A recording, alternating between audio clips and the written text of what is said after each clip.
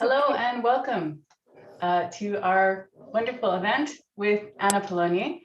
Anna is she's our writer in residence at Central Library in Manchester. She has served as writer in residence during the pandemic as a virtual writer in residence through Manchester City of Literature. And she is a French-American-Hungarian writer and journalist. She's the author of the poetry chapbook Wayward, written on the Camino de Santiago. She is an alumnus of the Iowa Writers Workshop. She was a Fulbright Fellow in Berlin, and she won the Sylvia Beach Short Fiction Award. She's currently teaching creative writing and working on a memoir about growing up as a third culture kid, as well as finishing her novel about an 18th century French mythological creature.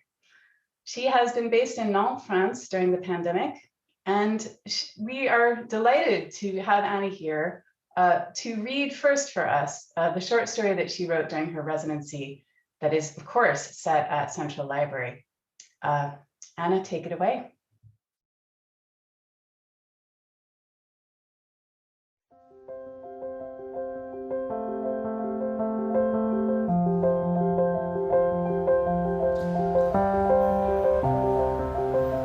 The Grimm brothers got it wrong. There weren't 12 of us, but 13. I hated dancing. While my sisters all hurried off in their slippers, I stayed in bed and read. Balls are so boring anyway. And someone needed to keep watch over the door. Yes, let me braid those ribbons into your hair. Yes, that powder just so. Yes, I'll help you with the trapdoor. Let me hold your purse while you fumble in the darkness below. What a relief. When my sister's chatter died down, I could sit down, angle the light, and find my place on the page once more. No one ever asked us why we went dancing. Our father was ready to murder his best men, and the men were ready to wager their lives. Even the old soldier, when he finally figured out where it was we went each night, was so dazzled by the gold and the silver he found there that he forgot to ask us why. I used to be my father's favorite. He called me Angel. He was a man who stuck to his word, a man who loved rules. He let me read the books he never had time for in his lap, and sometimes, to everyone's horror except my own, turned to me for advice on who should live and who should die. But after our mother's death, he turned bitter. There was a terrible row one night when my eldest sister wanted to go out, and he didn't let her. That same night, after we were all finally settled in bed, those of us closest to the door heard the click of a key, the soft turn of the latch. He'd locked us in for the night. Our eldest sister leapt to her feet. "How dare he?" she cried. "Our mother, if she were here, would never have allowed this. Our mother, bless her, would have taken her side. Our mother, would we believe it, had married a tyrant. What did we think? She'd wanted 13 kids?" The younger ones began to cry. Some of us told her to shut up. All of us felt ashamed. If he was punishing us, clearly we'd done something to deserve it. My sister promised to give him a real earful. Come morning, he'd get a taste of her mind. But at breakfast the next day, she sat at the very end of the long table looking into her plate. She sliced his bread for him, like she always did. He talked about the changing season, the holiday to come. No one mentioned what he'd done. That night, and those after, it became harder and harder to sleep. The sounds outside made us jump. Those of us who did drift off dreamt of fires, floods. Knowing we couldn't be trusted to venture out to the kitchen on our own, we started to hoard food. Fruit, cheese, sausages, and bread, in case we got hungry in the night. The fruit rotted, the cheese grew furry, the bread attracted mice. The sausage swarmed with ants that marched along the walls, and our room began to smell, to creep, to crawl. One night, my eldest sister clapped her hands. "Enough is enough," she said. Her bed sunk into the floor, and a trapdoor flew open. We stared at it in amazement. Our mother had told us once before, When life feels like it's too much to bear, you will always have this secret door, an underground realm you can go to that no one, no matter how hard they try, can take away.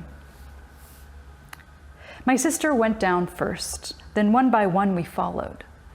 We loved the grove of trees, glittering with silver leaves, how they rustled in the wind, how they turned golden, then clear as diamonds as you came closer to the lake. The water was limpid, nothing like the murky rivers above, and the moon shone, dazzling in its surface. And the rowboats, engraved, one for each of us, and the princes, delighted that we'd made it, waiting by the oars.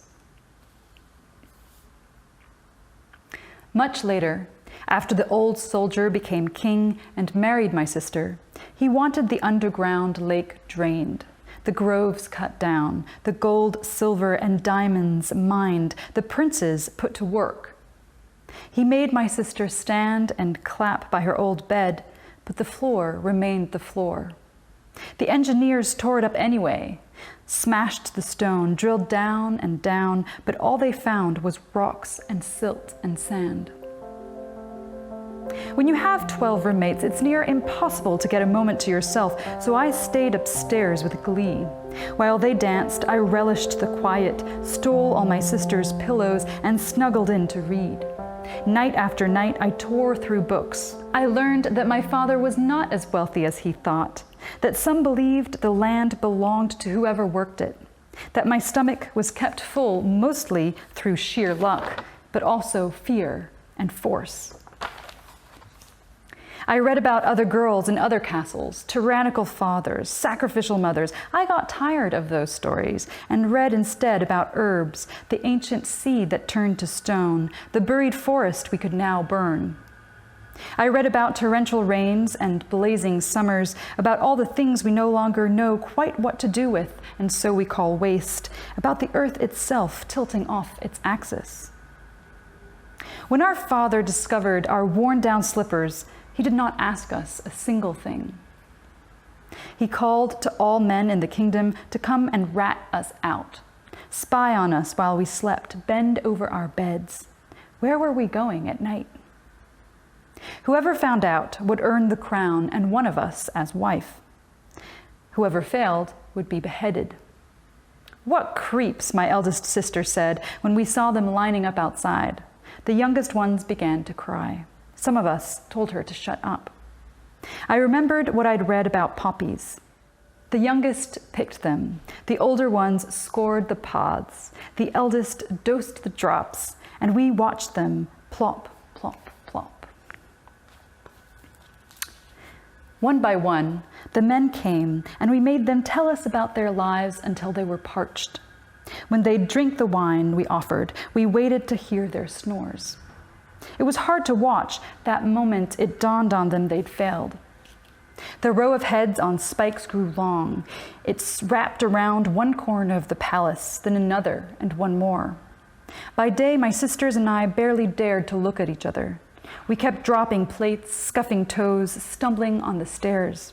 By night, we danced so hard, it was like our feet were on fire. It was time for all of this to stop. The old soldier could have been old enough to be our father. When he began to snore, we argued about what to do. Why should he die too? It was his choice to come. Didn't he have anything better to do? You'd think he'd have been wiser. Down the trapdoor they went. I sat there trying to read. But the words were strung together stale, and I was still on the same sentence when I saw the door open of its own accord. I could have tried to stop him, but I thought of all the heads on spikes outside, my father's grief, my sister's bloodied feet. The old soldier had been through battle in our name. He'd seen enough. I pretended not to hear him as he struggled down the trapdoor. The next morning, the old soldier showed our father the 3 branches, gold, silver, and diamonds. I could see our father doing sums as he looked at us, bewildered. He flung his crown into a corner. The old soldier picked it up. I write this as the walls have begun to tremble. The engineers have warned our new king. The palace's foundations have been reached. It gets more and more dangerous by the day. I'm sending this to you, dear sculptor, not because you can help, but because perhaps you can understand. The ceilings are webbed with cracks, the floors are sinking, and still the new king digs, trying to find the groves. By now we've all learned to go barefoot. The princes wait with soft new slippers laid out on the little bench in our boats, one pair for each of my sisters, just the right size. One day our palace will crumble, and we'll be here by the side of the lake. I've been saving my books, stashing them in the trees. I've found a prince to row them over to the other side. He says there's a library there, so full of books they've had to dig under the ground to store them, 4 stories deep. I sit by the edge of the water, watch it tremble with the sound of drills, jackhammers, saws. I sit with my book in my lap, waiting up, standing guard.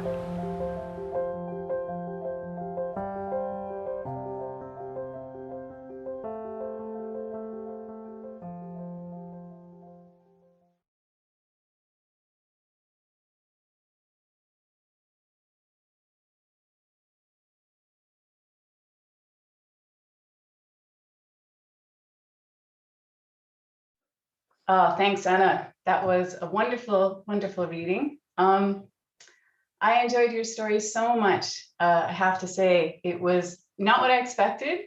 I think I was especially delighted that you decided to focus on the 12 Dancing Princesses, which is one of my own favorite fairy tales, and something that, you know, I haven't seen adapted or worked with many, many times. Actually, I'm a little bit surprised that not more people have taken it on, because I've always found it so rewarding.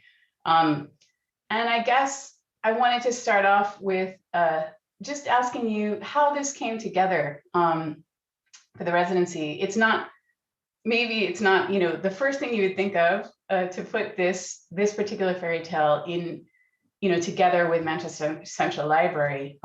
So how did that all work for you, really? Yeah, it's kind of a case study in sort of what happens when you commission a writer to write a piece of work, because so what happened was I was actually sort of I was working on a different story that we had sort of talked about briefly during the residency, and I was sort of in a place with it where it was complete, but I wasn't very happy with it. Mm-hmm. And I knew that I wanted to send it over. And so several things were happening there. One of them was that I kind of went back to what I knew about the library from the residency, and I was sort of looking for stories, like things that I could get a sense of the place while still being, you know, far away. And so I kind of stumbled across this statue that's inside Shakespeare Hall. It's called The Reading Girl. And it's sort of it's like a neoclassical sculpture of a scantily clad anonymous woman. And, you know, we know many of those. Yes, right? indeed.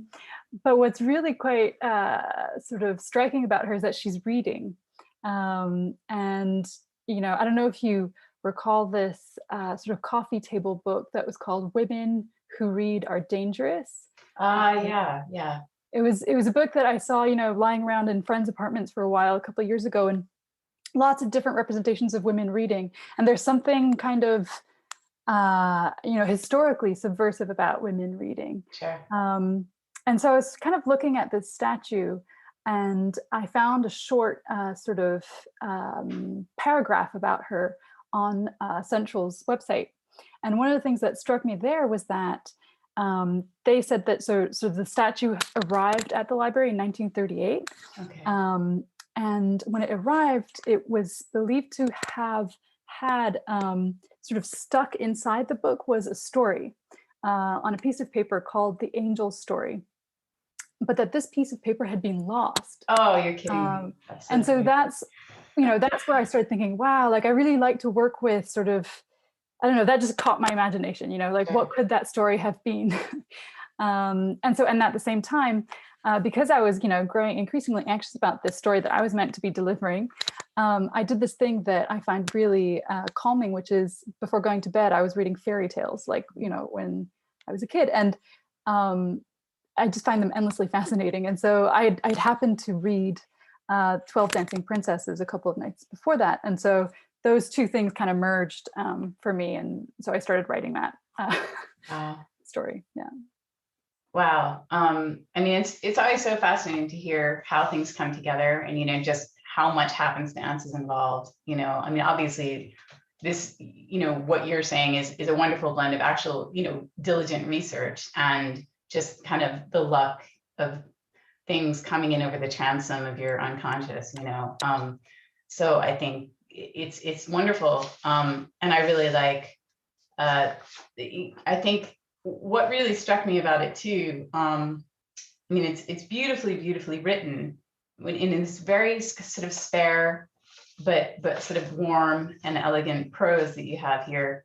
But it seemed to me a kind of, I don't think I think when I was a kid reading the 12 Dancing Princesses, what really appealed to me when I was younger was, the kind of subversiveness of these princesses having this kind of secret life, at night that was kind of unregulated and all theirs. Like, because when you're a young girl, that's like something you can really only dream of, and just that it was this sort of fantasy land, where the trees had these, it was so richly described. And, I'm really pleased that you actually went into that kind of fantasy realm too in your story, because I wasn't sure. I thought, there's so much to write about around kind of what their lives are like and the kind of constriction there. I wasn't sure you were going to do that, but you did. And it seems to me a kind of parable about the unconscious and how that is something that is passed down, the access to that realm is passed down along the female line, really, the women's line, and the men don't have access to it. It's sort of as a place of refuge, really, or maybe not just refuge, of creation, but I don't know. Is that what you were thinking? That's what I'm getting out of it. Absolutely, yeah. And I think that's where, for me, I mean, I'm the kind of person who I think, if someone were to say, "Come, you're gonna dance every night, all night, until you wear out your slippers," I would be the sort of character in that story who's like, actually, if I can, I might stay back and read this really great book. And so that's where I felt like, it's this space of refuge, right? It's also like the richness of these princesses' inner lives. That, in the Grimm version of the fairy tale is through dancing, but it's also actually through, the incredible freedom of reading and having this sort of 13th sister who is accessing this inner world through books in a way is just as sort of subversive as the 12 other sisters who were disappearing each night and going to dance. And the thing that really struck me when I was rereading this story as an adult, I mean, I loved it as a kid as well. I think I was really drawn to this idea of sisters having a secret together and doing things, sort of collectively, as opposed to being pitted against one another, which is often what happens in these stories. And as an adult, what struck me is that no one, at least in the version I was reading, at no point in the story did anyone ask why the princesses were going to dance, you couldn't, there was no dialogue. Basically, there was no sort of communication happening between the king and his daughters. It was all sort of, there's this mystery that needs to be resolved, and therefore we're going to call in, the country's best men. And I found that really fascinating that this, we don't know why they retreat to this imaginary space. We can only sort of guess at what might have, caused that. I think I noticed that too, that no one, fairy tales are such strange texts anyway, you know what I mean? They're sort of, in certainly in the way they're rendered in Grimm, it's such a flat kind of space that, you know, there isn't much room for, hey, why were you guys dancing? Why did you need to do that every night? You know, we don't get that. Yeah. But you kind of add in that channel. And I think that is what is so kind of compelling to me about this story. And I think it really jived with something. It made me think of when I read this one line in it, where she's, I mean, for me, the key is really where the point where the eldest sister claps her hands and says, enough is enough. And then her bed sunk into the floor and a trapdoor flew open. And you handled that really well, because that's always the point in the story where like something weird and magic is going to happen. And, you know, you just kind of went, okay, yep, it's just going to happen. And we're, you know, they were amazed. And then the story moved on. And I thought that you dealt with that really elegantly. But then the next part, it says, we stared at it in amazement.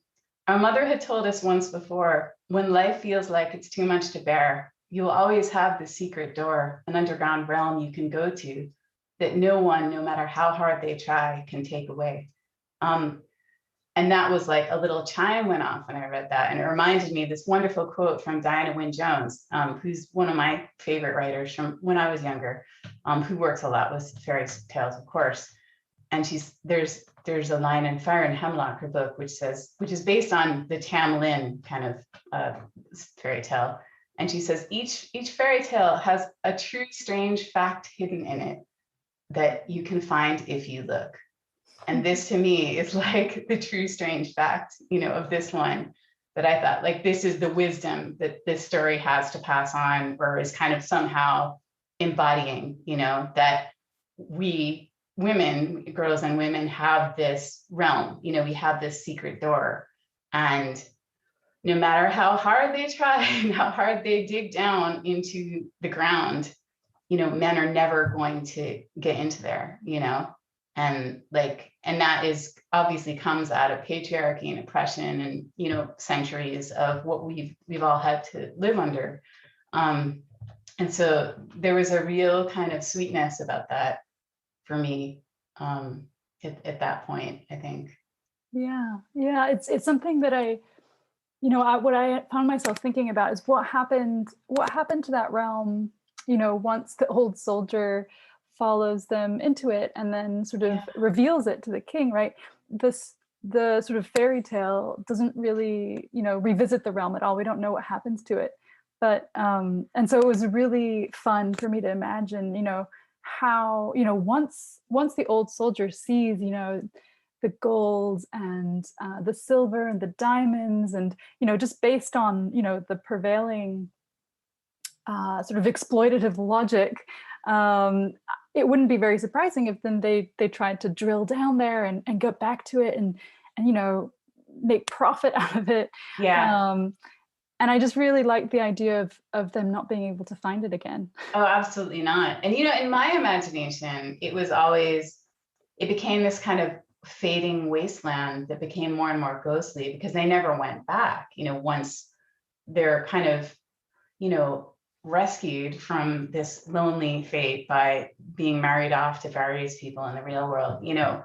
But what I liked about your story is that's not at all what happened. And it retained its validity and its realness, and actually became a generative place, you know, a site with her bringing, I love that at the end, her bringing the books, you know, and creating a library there. I mean, it's just so sweet, you know. And I think for me, that just felt right. It felt like reclaiming that kind of place, you know, and maybe writing a different ending for it, a story.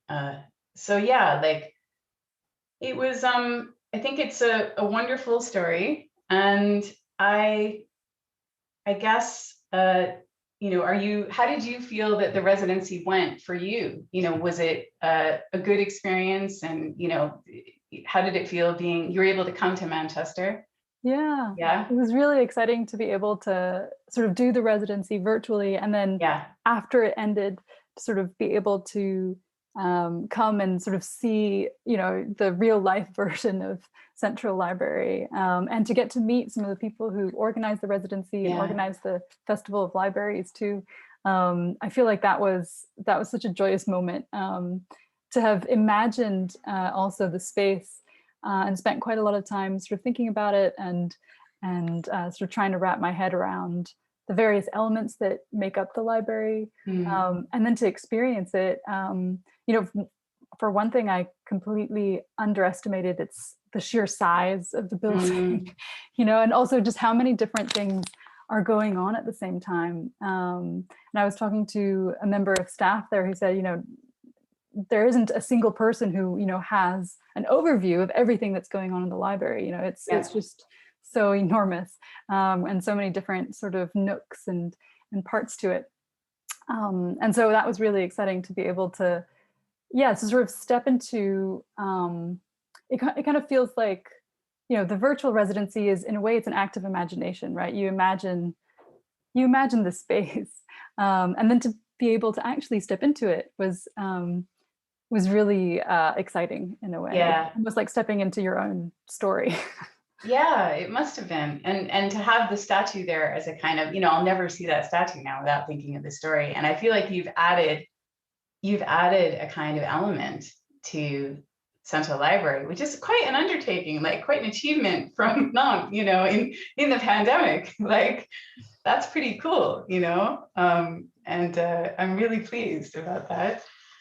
I wanted to ask too, you were able to create a wonderful story trail during your residency. I wonder if you could talk about that a little bit, just because I read it and found it, incredibly moving and beautiful. And it was just, and it was a kind of really, I think formally, it was a really fascinating approach. So I wonder if you could talk about that a little bit. Sure, yeah. So it's a book trail.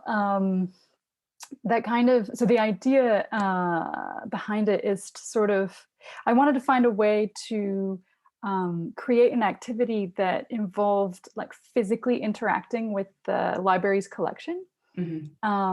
So something where you would, there was definitely like an added value from being in the space. But also something that I could design from a distance.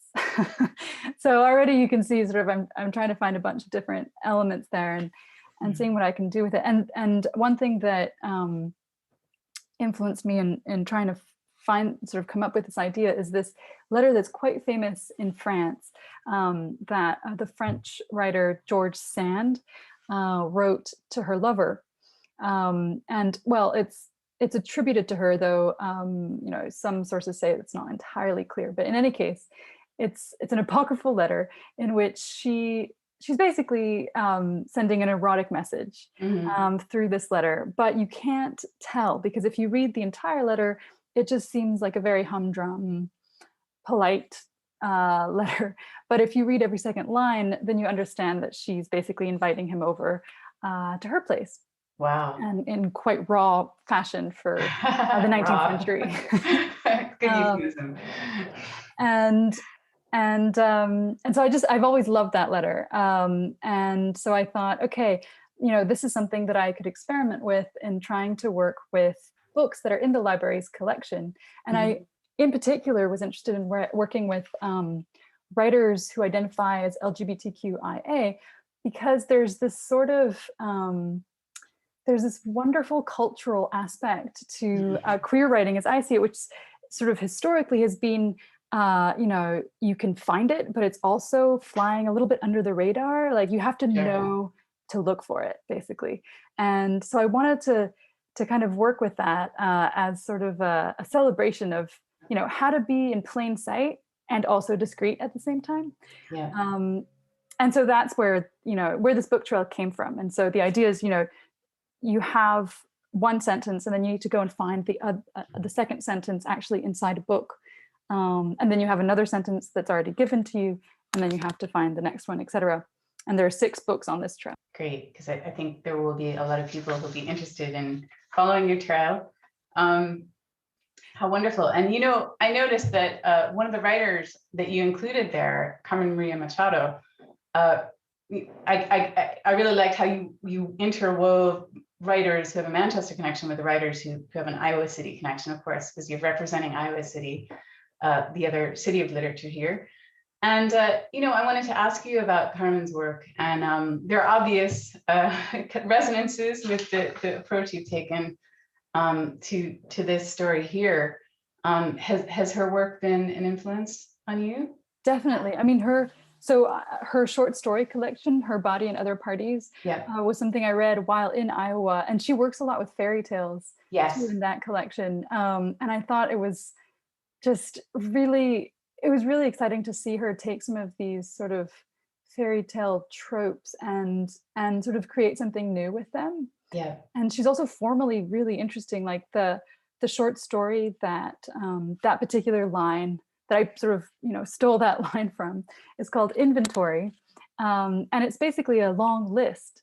And I love short stories that play around with form that way. Like I'm also a big lover of lists in general, and so to see her tell an entire story that's actually quite complex about a pandemic, about a kind of apocalypse, through this list that's also in some ways erotic, just really spoke to me.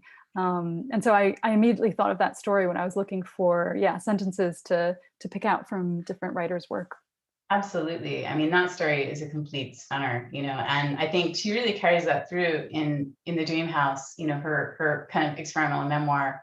That kind of experimentation with form, I just think is so powerful and so well done. So it's really great to see people, carrying that on, across various different kinds of work, that spirit, of kind of exploration. What were there other writers, or are there other writers who are really resonating for you now?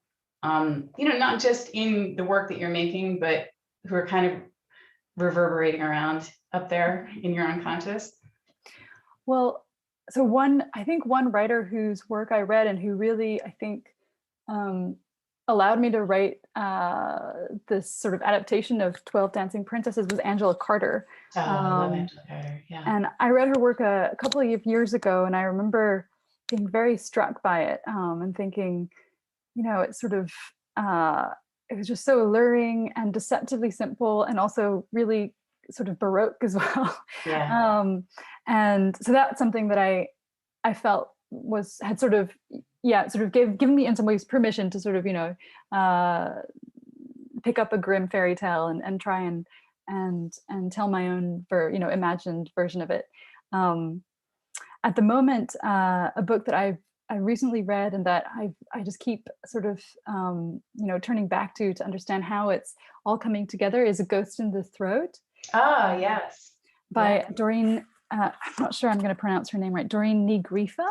Yes. And so the reason that book really struck me is because the narrator there is a contemporary woman, a mother who is extremely busy with domestic work, and who is also obsessed with a woman who is from a different century, from sort of 200 years before, or more than that actually. But in any case, it's sort of this connection over time between sort of two women that I find really interesting, and she sort of dramatizes it in a way that it just, it's almost like a page turner. Oh, completely. I mean, that's my personal favorite of all the books I read last year. I just think A Ghost in the Throat is such a tour de force, but the thing, actually thinking about it right now, is that you're right. It really narrativizes the kind of active reading and not just the act of reading, but the act of becoming engaged and then consumed with reading, right? Mm-hmm. The way that someone else's words from centuries ago become to inhabit you, in a way, and change you and become a force that moves you, and you can actually see echoes of that in what you've written here, because you're creating a kind of narrative envelope around the girl reading, the act of reading, that really acts as a kind of challenge, I think, to the kind of more performative, a girl reading, isn't this a lovely scene kind of way that perhaps Victorian gentlemen painters or sculptors would have approached it. Just that reading, it's a nice thing for a young lady to be doing, and doesn't she look pretty doing it, you know? So I think you're, you know, I really love writing like what you're doing and what Dorian's doing. You know, it kind of brings in the kind of rawness and transgression of, right, you know, engaging with art and making art, you know, and, you know, in the kind of inner life, the interiority of a woman's consciousness, you know. And I think that's, I just can't get enough of writing that is trying to convey the kind of richness of these states that we know, you know, but it's difficult to render them. So I totally understand what you mean. You're saying you're looking at it, trying to figure out, oh, how does this work? Because it's just, it's hard to write about this stuff, right? Yeah, it is. Yeah. It's, and I think, you know, one of the things that I find most exciting about reading is that it collapses time and space in a way. Like it creates this intimacy with, you know, whoever wrote that text. Is all of a sudden, you know, you're reading that person's words, and, you know, if you read it out loud, like you're literally speaking for them. And it, you know, that person might be gone from the world, but it feels very immediate.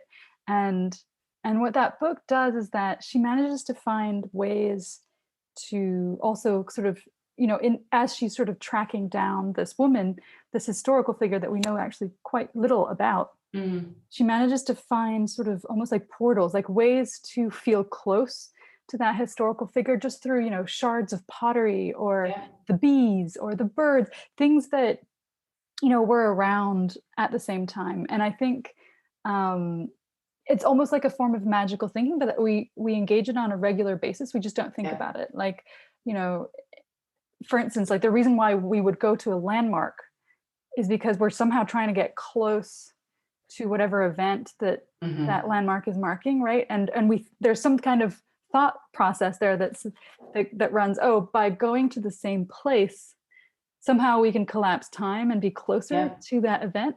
And so we're constantly engaging this in this kind of magical thinking. I think it's so interesting to see it sort of, yeah, laid down on the page like that in sort of a dramatic way. Yeah, and I think that we're at a point now in writing where I kind of feel like it's so gratifying, because I feel like all of the kind of, you know, experimentalism and the kind of the radical different approaches of kind of modernism, and, you know, all the way we've come has finally given us a way in to kind of rendering those states of consciousness, or those experiences of, you know, kind of magical thinking that we have, and self mythology, and the importance of kind of creating our own narratives, which are very fragile things. You know, they're very difficult to articulate. And this process is, because so much of it is unconscious, even repressed sometimes, that like, it's really, really hard to, you know, look at straight on. You can't actually look at it straight on. So I think that's why we're often looking at like the layering of these different narratives. You know, and you see this in your story too, where you have the primary, you know, this statue, that's the kind of trope around it, the statue with the lost letter, you know, which is very evocative. And then you have the story. And I think, so it kind of reminds me of like removing different scrims, you know, across the view. And that feels natural to me, you know, when you're talking about this, like mini veils. And I think it's part of the experience somehow, you know, so it feels formally like really sound to me, and exciting. You have so many interesting projects in hand, I think. I'd be curious to know what it is you're working on now. What are you turning your attention to now that the residency is over? So I've just taken out my novel from a box where it's been sitting for the last 9 months, and sort of rereading it. I've been working on this novel for the past 6 years. Mhm. It's gone through many iterations, and I hope that this perhaps this will be the last one. Who knows? But it's a project that really sort of, I guess, sort of seized me a number of years ago, and it's Mhm. also in some part related to folklore, because it's based on the story, a very famous French story about a man-eating wolf that is believed to have existed in 18th century. Wow, that's wonderful. So I mean, I really want I want to read this book. So I really hope that you're able to, re-engage with it successfully now, but who knows? I mean, I think that, yeah, sometimes you have to put things away for a while. It's very, very good. And I think you're also working on a memoir as well. Is that right? That's right. So Yeah. in the process of sort of working on this novel and having set it aside, I realized that the thing that would sort of keep me sane was to start working on another project. Yeah. And so I sort of started cheating on my novel with a memoir. Yeah. And this came out of sort of a long-standing sort of reflection around what it means to write your story when you're from many different cultural backgrounds. And in a way, it's related to my practice as a writer, because, as a fiction writer, when you start to draft a scene, you have characters, you put them in dialogue with each other, you have some kind of action on the scene, and what you also have is a sense of context, and often that context is derived from a specific culture. And for me, I have cultural references that come from the US, from France, and from Hungary, and I don't actually know what it's like to have cultural references come from a single country. And so whenever I was drafting stories, I almost inevitably end up writing about characters who have some kind of mix of cultures, like I do. And so it's a project that came out of that, to sort of examine how, being a so-called third culture kid, how that permeates, aspects of your daily life in a way that I sort of needed to put my finger on. Yeah. Wow.